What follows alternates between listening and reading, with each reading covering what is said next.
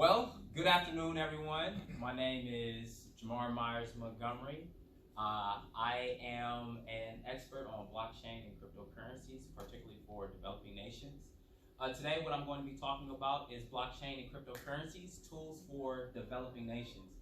And that's a double entendre, right? When we start thinking about tools for developing nations, I'm saying a tool to develop a nation and also tools for nations that are developing. So the first thing that I want us to talk about before we even get into there is what is blockchain and what is cryptocurrency. So let's talk about that. The exciting world of cryptocurrencies. Anyone in here heard of Bitcoin? Mm-hmm. Anyone in here heard of Ethereum? Uh-oh, see, the hands went down, a lot more hands went down that time. Well, what we're talking about is a new form of currency or a new way of transferring value. So what do we have here? We said, why is cryptocurrency important? The reason why cryptocurrency is important is because we have distrust towards banks and particularly central banks. What does that mean? I have distrust towards a central bank, or I have distrust towards my bank. Well, anybody in here eat Snickers? Mm-hmm. Snickers used to be 5 cents 40 years ago. How much is a Snickers now? 49 cents. $1.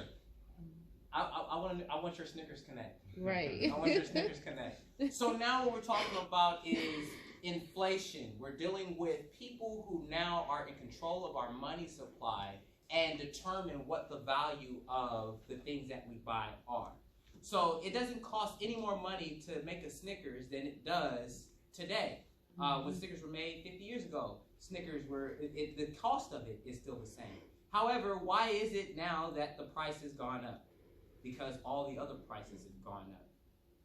The difference between when we think about cryptocurrency or we think about digital currencies is the fact is now instead of buying into a particular thing, what you really are doing is buying into a network. So, cryptocurrencies. We've heard about Bitcoin. We heard about the rise of the value and the fall of value. Yes or no? Yes. Well, the problem with that is if you've gotten something new and you don't necessarily know how to use it yet, or you've only got one use for it, the first thing that you're going to try to do is sell it. You got this heirloom from great-granny or from your grandfather, and you're trying to figure out what it is. You don't know how to use it, so you're saying, well, maybe somebody else will find value in it, so I'm going to go ahead and sell it. However, imagine if that heirloom that your great-grandmother or your great-grandfather gave you, that clock.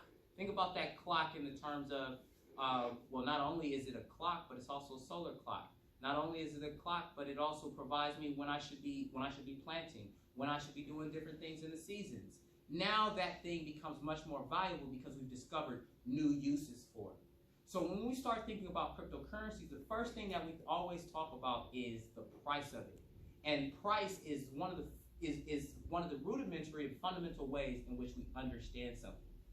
My daughter, she likes Chuck E. Cheese, right? She likes Chuck E. Cheese, and for her, if I handed her $1, she wouldn't know what to do with that $1. But if you hand her some Chuck E. Cheese tokens, she knows exactly what to do with those Chuck E. Cheese tokens.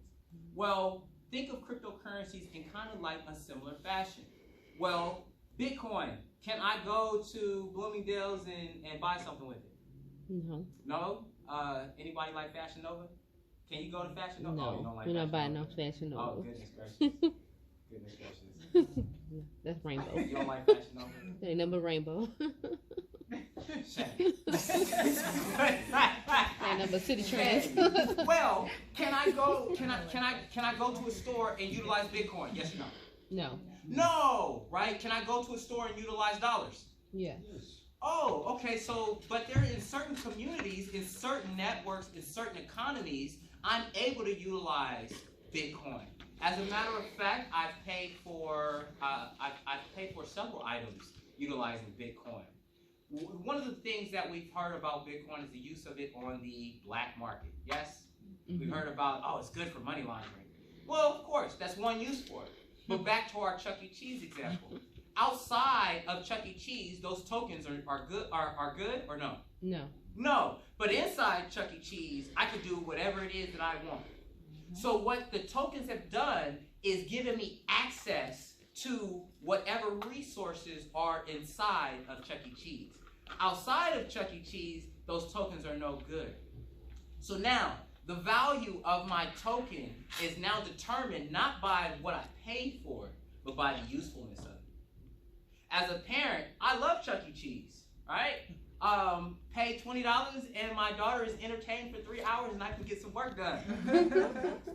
So now, what was that $20 worth? The usefulness. So now, when we start thinking about cryptocurrencies, I want us to start thinking more about its usefulness instead of its price.